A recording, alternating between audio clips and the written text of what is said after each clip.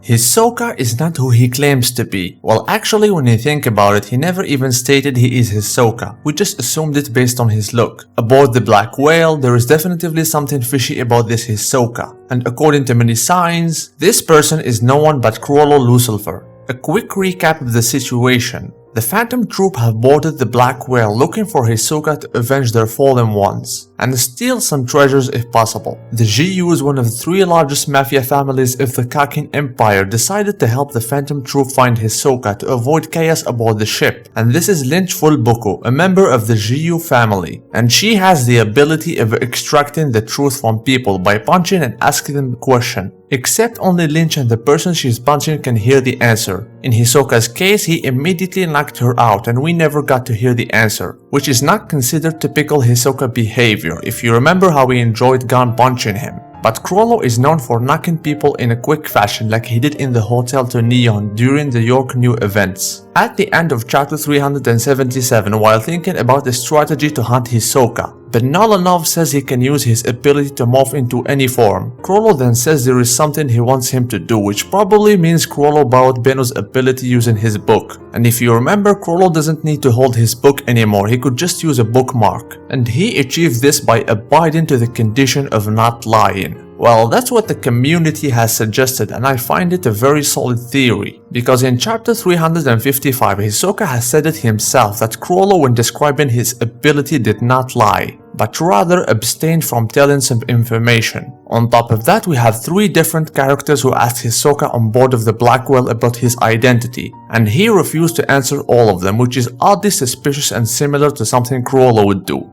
Hisoka then goes on to ask Henrik who would emerge victorious in his battle against the Phantom Troupe, shadowing Chrollo's behavior when he asks Zeno in chapter 100 who would win between the two of them. Also, you should know that Chrollo is no stranger to imitating people, because when he was a child he showed the talent for that on stage in Meteor City, and people commented on how his voice was immaculate.